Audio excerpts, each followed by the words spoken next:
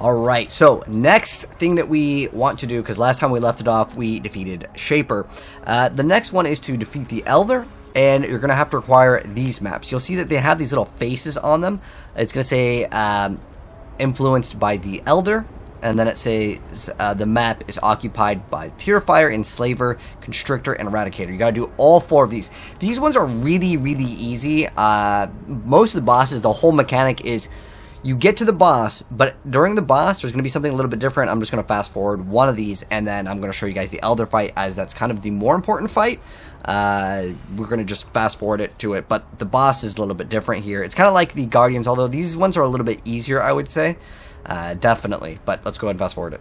Alright, so we're coming up to the boss. Also, another thing, I've made this build more on the Mana Forged arrows. We'll talk more about the build, but I want to go and show you guys this mechanic first. I actually recommend just keeping it like Lightning Arrow or Ice Shot, depending on what you prefer.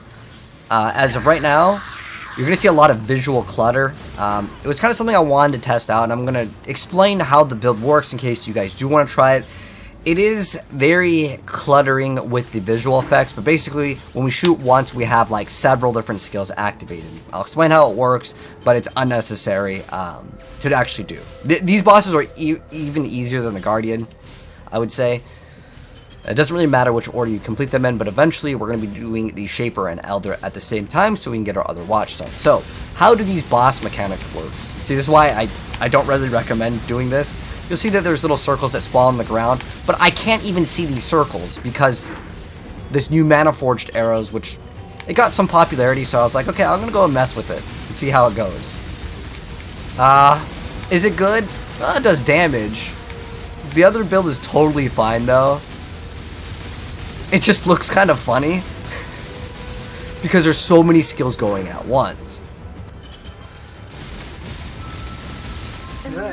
So there's a lot of stuff over here. So the more important thing that we're grabbing instead of like the fragment of the Hydra Chimera is getting this fragment of purification. There's going to be 4 of these.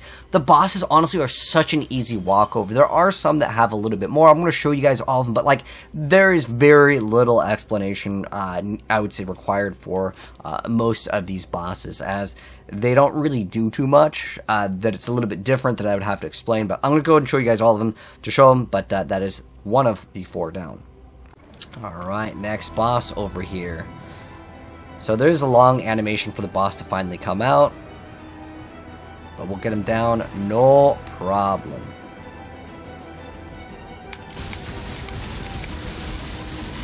And I'll also explain, if you want to, how to make this build, but I think it's very visually bad, and the amount of DPS that we're getting isn't that much higher in the current state. It requires very specific gear, and I wanted to at least test it out to see if I liked it.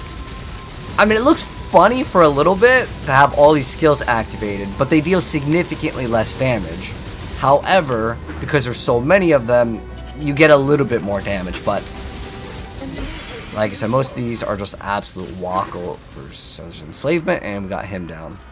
Alright, coming up to the next one. Spires of Delusion. But like I said, the reason why I do this one sometimes after, it just depends on when you can get these maps. You can trade these from other players or just buy them. This one, there is some lightning, just don't stand inside the lightning. Or any of the giant like things on the floor that look like they would do damage. Most of the time they do. So it's going to be a giant ball for a little bit.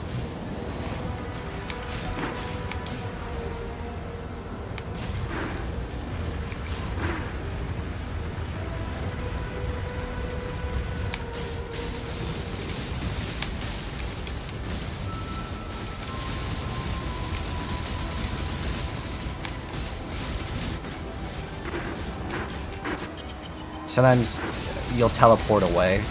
Beautiful. Okay, there we go. Got some stuff. So we got invitation here. But like I said, these bosses are just such a walkover for the most part. If you can defeat the Guardians, these ones are much easier. But the Guardians have to be explained. But I'm just going to go ahead and show you guys all of them anyways. Another tip that I do want to give you guys, just put a portal up right before you actually go fight some of these bosses. But there's a long animation. Normally where the boss is where he gets like absorbed.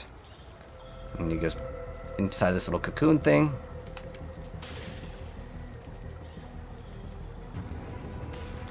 very, very long animation.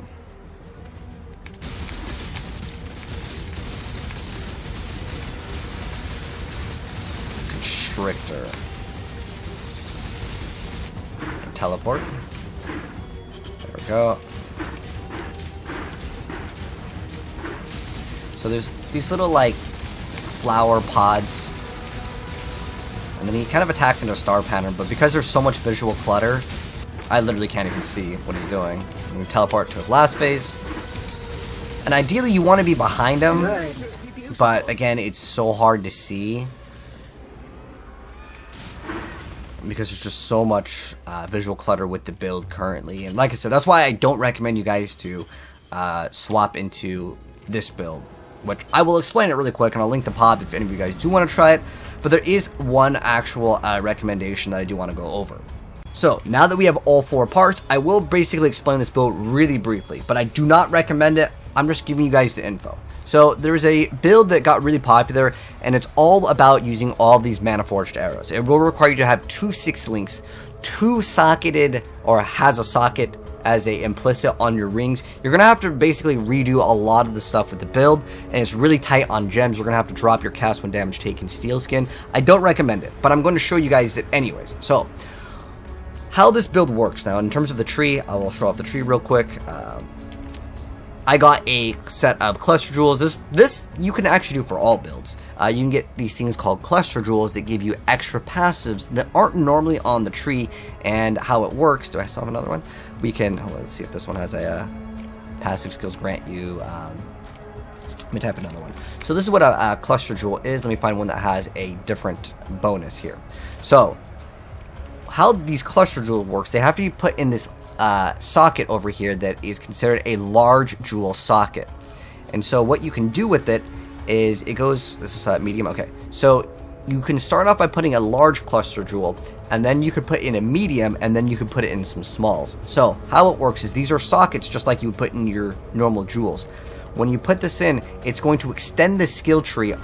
These skills sometimes don't even exist in the game in terms of like what they can do. There's a lot of really weird and unique ones that can completely change up a build.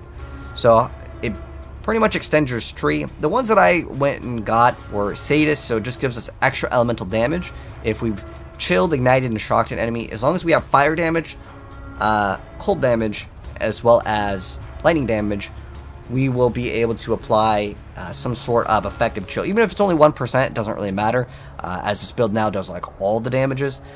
But like I said before, I recommend you guys to stick with just lightning arrow. So what we've done with the build is we actually have a few different link setups right now. Again, here's the tree. Another thing I did with my tree, this will cost you 20 respec points if you want to do it. It's better for bossing but worse for clear. I unspec out, so this is the ascendancy tree. To unspec out of these, each one of these is not 1 point. It costs 5 points per to respec these, so you can use Orb of Regrets. So I have to unspec out of my Endless Munitions, then I unspec out of Ricochet, and then I re-put back in my skill points going into Far Shot. So what this does is make so your arrows, or basically any of your projectiles, in our case it's arrows, they deal 20% less damage at the start, but they gain extra damage as they go further, and it goes up to 60% more damage. The way it works with Vengeance Cascade is that you shoot the enemy, like I know right now we have a lot of visual clutter, but how it works is we shoot the enemy right here. Let's say this ice golem is my enemy. I shoot them, that's going to deal 20% less damage, but on return it could do a huge amount of more damage, if that makes any sense. So I can sit further back and I can shoot, or I can sit super up close and still shoot and get massive amounts of bonus damage. Overall, it depends on where the location is, but it's about roughly a 30% increase in damage. You do 20% less, but then 60% more, which you think is 40, but it depends on the distance. So on average, it's about 30% more damage. It's worth it. But your clear speed right now, without chain, is going to be lower, as in like your projectiles won't chain to another enemy, so your clear speed would be slower normally. However, now with these mana forged arrows, I have so many skills. So how it works is we start off with our mana forged arrows, and then we're going to do Inspiration, Lightning Arrow, I'm running Storm Rain, Galvanic, and Awaken added lightning damage for my support setup. And then another setup, I'm doing elemental damage with attacks, mana forged arrows, Blast Rain, Burning Arrow, Ice Shot, and inspiration. And so all of these are kind of activating at the same time. I have another link set up with Mana Forged Arrows, Ensnaring Arrow, Frenzy, and Power Charge. What it comes down to is this is all optional, but we're having so many setups. And then I have another setup of Mana Forged Arrows over here. So right now I'm running... Oh, this is my main one for attack. So I'm running Scourge Arrow with Chain Support, Greater Multiple Projectiles, and Greater Volley. So, to explain kind of how this works, and it's not very easy. Again, I did not recommend any of you guys to do it, but I'm going to explain it for the sake of it's a really popular build right now, but there's too many visual clutters to really recommend the build. The amount of DPS could scale up much higher. I haven't done much investing in it because it requires cooldown effect on your belt as well as getting cooldown on your boots, which are very, very expensive. I don't even have the cooldown. I've been running the same stuff. I basically just wanted to kind of try it out, and I modified my build to the point where, like, let's go ahead and mess around with it for a little bit, and we can swap off of it later. Again, mine is not min-maxed. If you min-max this in theory could do an insane amount of damage, but I just don't like it because there's just too much stuff going on, and I just don't find it that necessary to do. Again, your DPS can increase a little bit, but you can also just get way more damage by just getting... different auras, because you're really starved because you have to put so many Mana Forged Arrows in. But I will link down below if any of you guys do want to copy it. You're like, okay, I really like this idea. What did he do? You can see all of the items. Pretty much nothing has changed except for the rings with this build. I just needed to have a socket in my rings in order for these to work. Another thing that you may need to get to work for the build properly is getting the reduced mana cost of attacks with the Searing Exarch. You can actually get more... Oh, another thing that's important with the rings. Your rings must have non-channeling skills have minus mana cost. And the way it works is Scourge Arrow actually considers itself a channeling skill because you can hold it down. And essentially you'll get these more little pods. But you don't do any damage with any of these. Scourge Arrow. You only deal damage with your Mana Forged Arrows setup. And how it works is you need... And this is why it's very difficult to get set up. But again, the DPS that you get with this, it can, in theory, be better, although I haven't min-maxed it.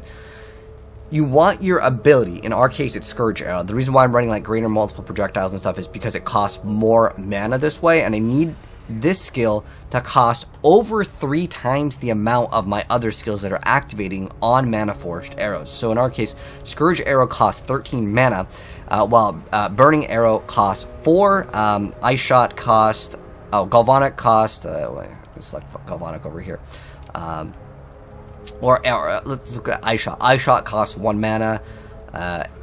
The abilities need to cost less than 1/3. And the reason why is, for example, our Lightning Arrow costs 1 mana, so it doesn't really matter. But the Burning Arrow is just going to cost more. It's pretty much just the Burning Arrow that you need to look at. So Burning Arrow costs 4 mana. If we multiplied 4 times 3, it'd be 12. This costs 13. So how the Mana Forged Arrow works is, as long as you spend attacks that cost 300%, exceeding 300% of their mana cost, that's what's going to be activating.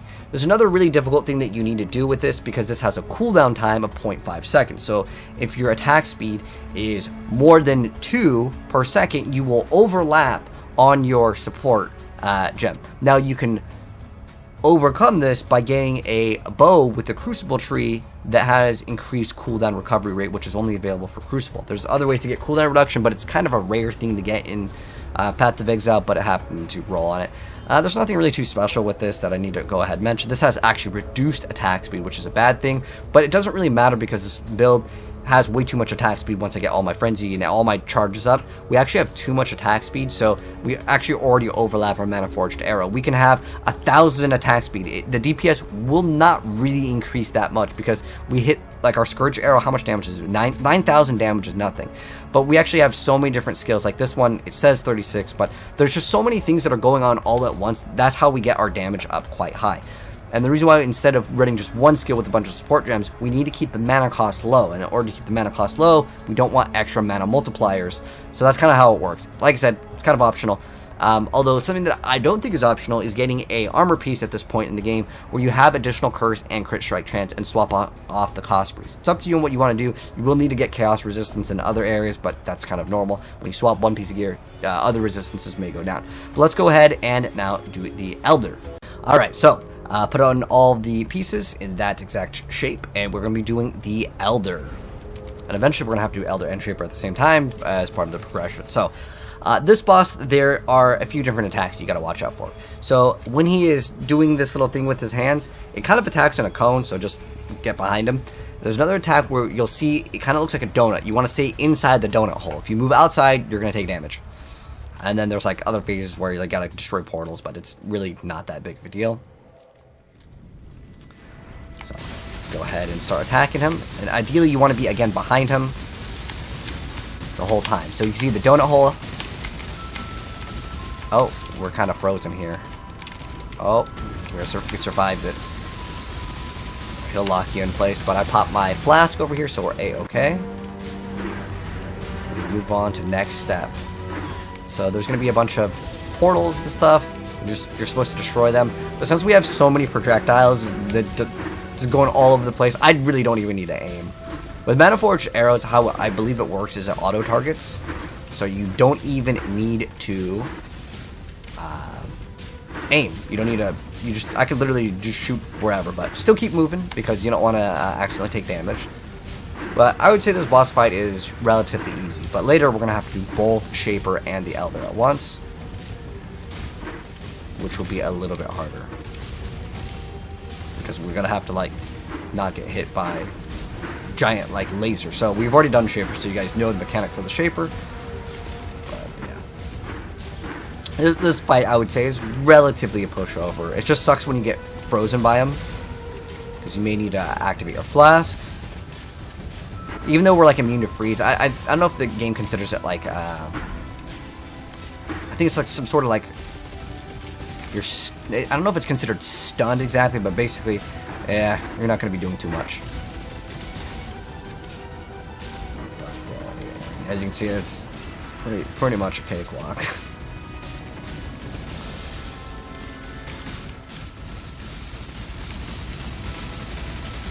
Oh, he's doing the donut thing. We need to get over here.